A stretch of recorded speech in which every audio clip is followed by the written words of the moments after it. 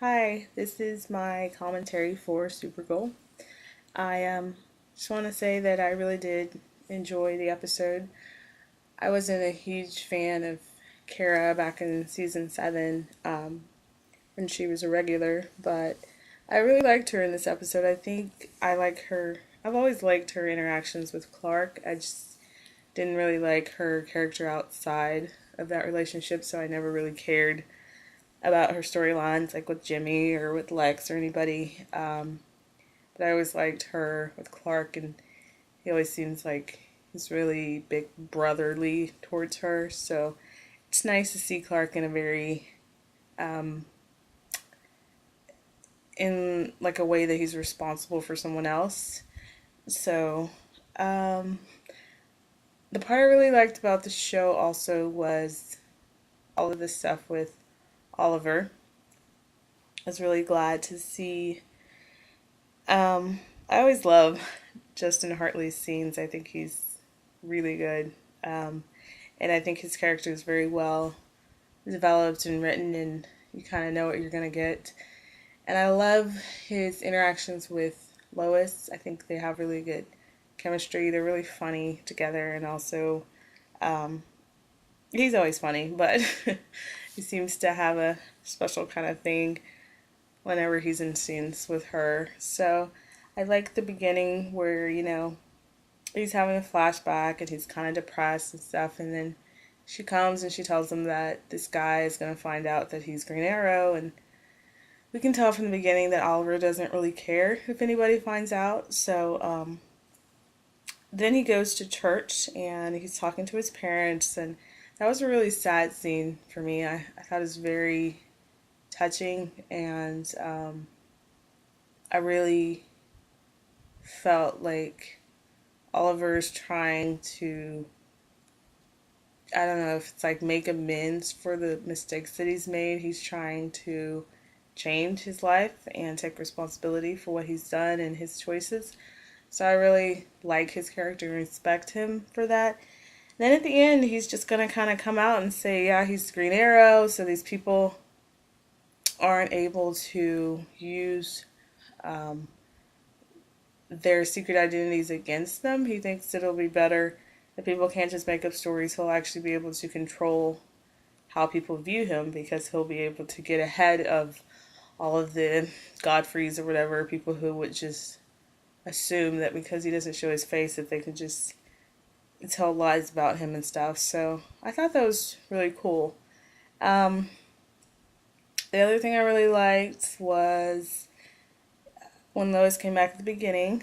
Clark was really excited to see her. That was really a nice scene. He was very, very excited, which is really cool.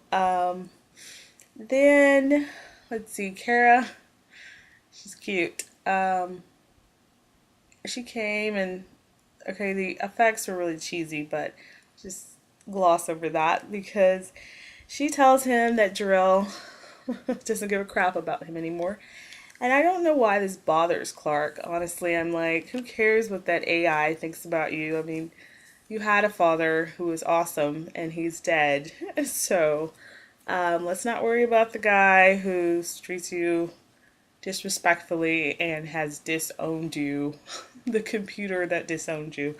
Anyway, so Jor-El sent her back to fight the evil that's coming, and then I love the flying lesson that she gave Clark when he fell all the way through the barn. I just love when she puts out her hand and tries to help him up, and he's just so ticked off. He's like throwing things, and Clark. Anyway, but I do like seeing the side of Clark that he's more confident. It's like Kara makes him act way more mature than he does with other people. Um, and he he actually knows how to use the computers at Watchtower. Who knew?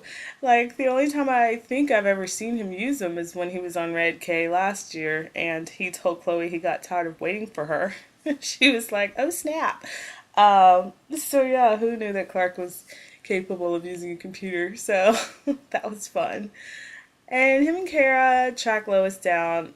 I hated all the whole scene with her and that Godfrey guy, and the fetish club, wow, I thought that was terrible. Like the whole thing just seemed out of place and like totally for no good reason. But I liked when Clark was confronting the guy and the guy told him some of the same stuff that Kara told him. And Kara, I thought, was really nice about how she was trying to tell Clark about his shortcomings. She was really trying to explain it to him and not dressing him down or anything like his AI father did, artificial intelligence. Uh, then Clark saves Lois, but he lets Kara get the credit for it. And you kind of see him in the background, and he's looking really upset because she almost died. But he still doesn't feel like he can tell her.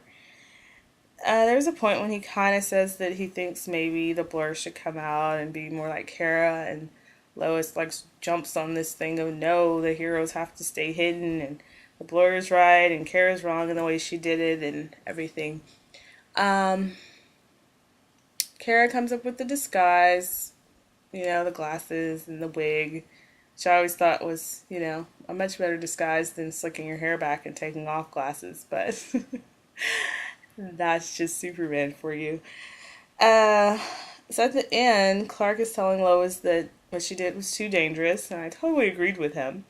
And he was serious. It wasn't like, oh, Lois, you and your crazy ways. It was like, Lois, seriously. Like, I totally thought that was uncalled for. The extent to what she did and how far she went. And Oliver did not want her to have his back, which is what I guess she was doing, but he never asked for her help. And I liked at the end when she went to talk to Oliver, he said thanks, but it was kind of like, thanks, but really, do not want you fighting my battles. And I mean, honestly, if she had been killed, how does she think that Oliver and Clark would feel about that? I mean, of course, Oliver would feel horrible that she would do that for him. He doesn't want, like, Chloe already left, which he thinks is his fault. But yeah, because she traded herself for him. And then to have Lois do something like this and almost die. So, this is why Oliver thinks it's better to tell his secret so that people don't feel the need to protect him. And Lois has this thing where she tells Clark that the blur is her hero. And I still think it's kind of weird, that aspect, that she knows and he doesn't, because I just feel like she's going to keep doing this, like telling him how great she thinks the blur is because it's him, but he doesn't know, so I kind of think it's going to make him feel worse. And kind of like, why is she so hung up on the blur? So I don't know, that could be uncomfortable and kind of bad for Clark. So at the end, Oliver decides, yeah, he's just going to put it all out there and lay it all out on the line and let the chips fall where they may. So at the end of the day, it seems like Kara's going to stay around, and I don't know, probably maybe further into the season, they'll have her back on there and it'll be like she was always in town, but we just didn't see her. Kat's probably going to come back. It's funny that Lois threw away all her things off the desk and Clark didn't even bat an eye. I thought, in contrast to how he acted when Kat was throwing away Lois's stuff, he didn't even care. It's just like, she's throwing away Kat's property. He just keeps on going. So that's funny. But yeah, Lois and Clark basically said they were going to be partners at work, but I don't think they're a couple yet. And Oliver's going to tell the world who he is, and Kara's going to try to fight Darkseid, and I think that's pretty much it. Well, I actually kind of felt bad for that Godfrey guy because it seemed like, he wasn't crazy before he got possessed. So, all right. Anyway, next week is the big, big week. So tell everyone, all your family and all your friends, to watch the 200th episode of Smallville this Friday at 7. 10 years in the making. All right. Let me know what you think. Thanks. Bye.